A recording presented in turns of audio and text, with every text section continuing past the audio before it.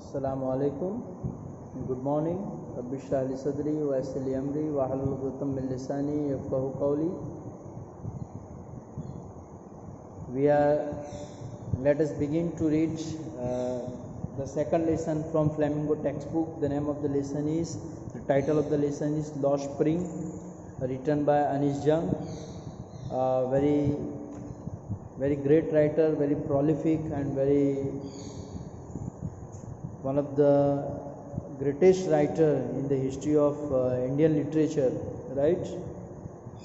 So let us begin to read the second lesson. But before I read this lesson, let me share with you the summary of this lesson so you can understand well, right? Let me first adjust the camera so you can understand it well. Okay. Now, Lost Spring, very nice lesson, very easy. The author tells us about the stories of an interaction with the children from deprived backgrounds. So here is the stories about the author interaction with the socially, economically backward, deprived people, especially children. She described their poor condition and life in interesting manner that we are going to go through. The story touches the reader and it's thought-provoking. Let's see. The author described two of her encounters with children from deprived backgrounds. The author described two of her encounters with children from deprived backgrounds. Through them, she wants to highlight the plight of street children forced into labor early in life and are denied the opportunity of schooling. And this is the reality of our country, that children are forced to do laboring work in their childhood instead of sending them to school. Their childhood is being snatched away by parents, right? Also, she brings out the callousness of society and the political class towards the suffering of the poor. The first encounter is with a rag picker's boy named Shahib-e-Alam, who migrated from Bangladesh in 1971 and lives in Simapur in Delhi. These rag pickers' children look for valuables in the garbage, things like a coin or tonsils, which are as precious as gold for them. So they are searching scrap, they are searching food, and this garbage is like a gold for them. It is their routine activity, it is their daily activity. They just get up early in the morning, even their parents also.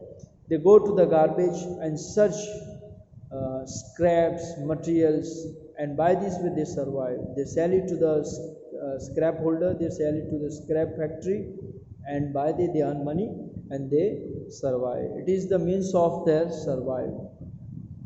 They could hardly manage some food for themselves. Other things like identity, education, shoes, and sports are their unfulfilled dreams. Their parents scrounge means search. Their parents even scrounge garbage searching for things which help them survive, afford food, clothing, and shelter for the family. The children hunted through the garbage heaps looking for things which could partially fulfill their unfulfilled dreams. One day the writer saw the boy holding a steel can towards the milk booth. He had got a job at a tea stall. He was happy that he would get 800 rupees and all the meals. The writer noticed the Sahib had lost the freedom of being his own master, which he had enjoyed as a rag picker, because now he was there doing a job. The second boy was Mukesh, who belonged to, this is the second part of the story. There are two parts of the stories. This is the second. The second boy was a Mukesh who belonged to a family of Bengal makers in Firozabad, maybe in UP. The boy had a dream of becoming a car mechanic. He didn't want to be a Bengal maker. This Bengal making was there running in their family for many years. But that boy thought something different. He didn't want to be there on the same path, on the same push-up, on the same way as their parents were there or their ancestors were there. He wanted to be a car mechanic. The boy had a dream of becoming a car mechanic. On the contrary, his family was traditionally engaged in bangle making. Although the profession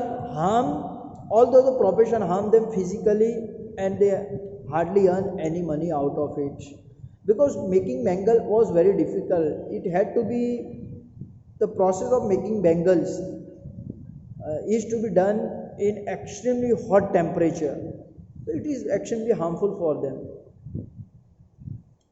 Still, no one dared to dream of doing something else due to the fear of the police and the middlemen.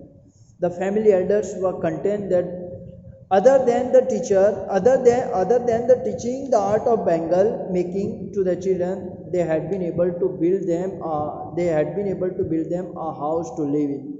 The boy wanted to be a car mechanic, car where all that Mukesh had been on the roads of his town, and so he could not dream any further. So this is an introduction, or this is the summary of both the lesson Law Spring. You'll be able to understand, inshallah. Let's begin to read from the very first line, right? So okay, so let this video be only for the summary. I will explain you, we will read together this lesson, inshallah, in the very next video. So meanwhile, I would request to focus on the summary of this lesson so you can understand it well. Allah Hafiz.